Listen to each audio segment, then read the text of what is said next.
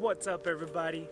Welcome back. It's been a very long time since I've done a vlog, and the last one was pretty cool. It was super fun, but I had to take a little break only because I got in my own head, which happens a lot.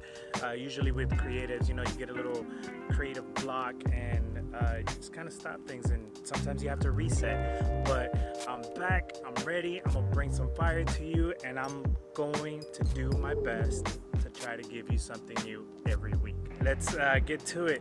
I'm gonna show you around the park. I'm gonna show you some cool things. I'm gonna bring back some beautiful B-roll, and on top of that, today we're gonna talk about 8 awesome tips on the NIFTY 50. This little guy. So, a little quick story about this guy right here is I've had this lens for, I want to say 4 or 5 years now. Yeah, NIFTY 50 indeed. And this was my first upgrade whenever I got my camera. Back then it was a T3, and then so it must be longer than 4 or 5 years. Well, upgraded this from the kit lens, which is usually the 18 to 55, and back then they didn't even have those awesome STM sensors, the ones where when they adjust they don't make any noise. Yeah, well, this one, all you'll hear is that right there as you're filming. So I don't use it for filming, but it's still my trusty one for when it comes to portrait photography. It's still my favorite one to use for portrait photography, and the whole reason I use it for that is because it gives you that buttery, creamy, smooth bokeh flowers whenever you're shooting.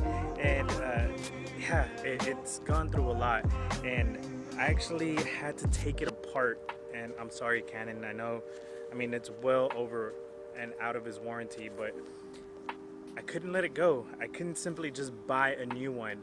So I took it apart, put it back, cleaned all the glass, and surprisingly so, it still works. It still does beautiful shots.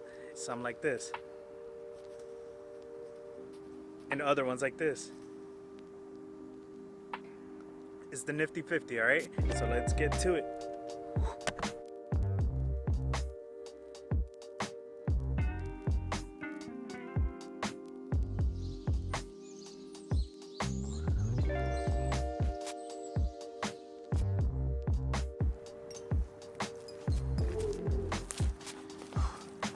It is hot today.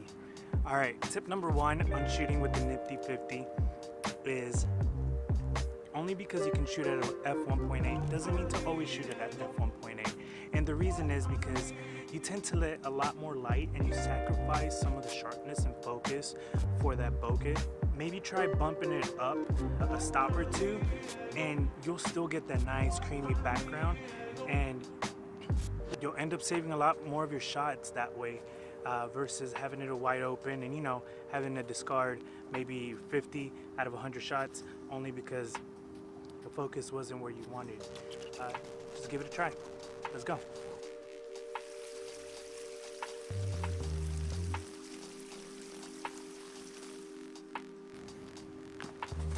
Alright, tip number 2. So even if you're shooting at a f2.8, not a 1.8, you gotta watch your depth of field. What happens is, the wider the aperture, the more narrow you get as far as what's in focus. So always try to make sure whenever you're shooting your subject, and this is like an insider's tip that I learned the hard way, is if you have somebody at a 45-degree angle, try to have them look at you just a little bit like this, so that way you can put both eyes in focus. Something that's happened to me in the past is I tend to have them like this. Both eyes are beautiful, you can see them, but then what happens is they're like this looking at the camera, and this eye tends to be out of focus. That sucks because unfortunately you can't fix that post production, post edit, you know what I mean. So just try to get your subject to kind of turn here, put them in the same focus field, and you should be good. And if you go up a few bumps, try to keep that focus level. I try to use manual on that. Let's go for 3.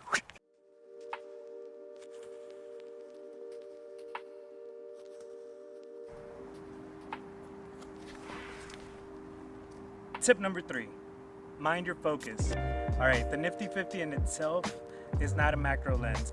We have to be careful on the way we shoot it, only because we tend to get really, really close to the subject and it becomes very blurry.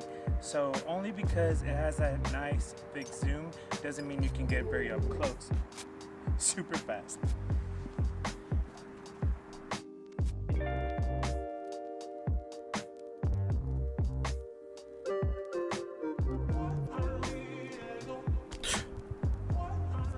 Tip number 4, mind your distance.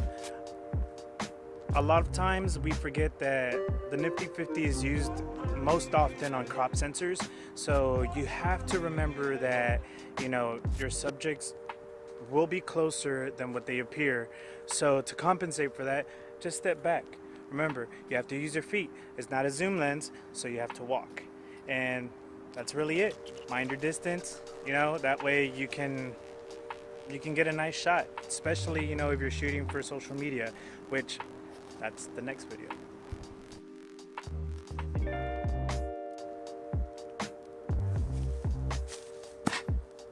Tip number 5, learn how to focus. So what tends to happen is most of us shoot in autofocus and the camera kind of controls that. So what happens is you'll get focus here, you'll get focus here, somewhere, maybe the nose, maybe the eyebrow, maybe the cheek, but never the eyes where you really want it. So learn how to focus, teach your camera, or, you know, try to like focus here, move the camera down. That will help a lot.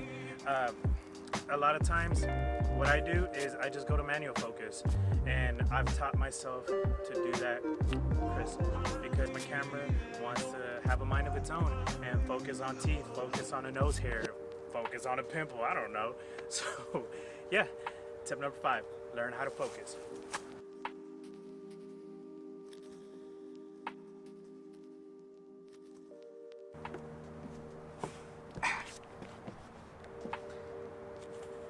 Tip number 6, use a fast shutter speed.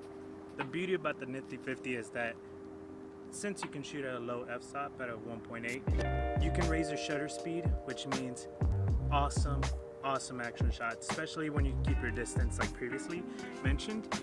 So for instance, if you're shooting kids, I tend to shoot anywhere from 250, maybe 3, depending.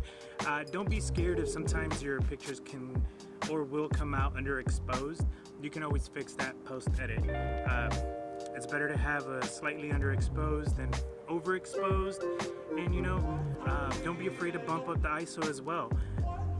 It's okay. If you have a little bit of noise, you can fix that post-edit as well.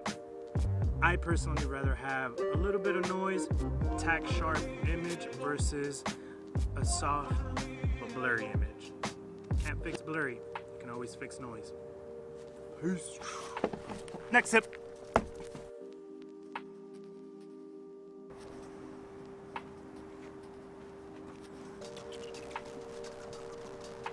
Tip number 7. It's back to talking about sharpness. So don't be afraid. Play around with the f-stops, you know, maybe a 2.8, a 2.5. Just bumping it up a little bit tends to help you a lot with the sharpness on your pictures. And, you know, play around. If you want to shoot wide open, shoot wide open. If you want to shoot at a higher f-stop, by all means. Which leads me to tip 8. It's not the gear that matters, it's the person.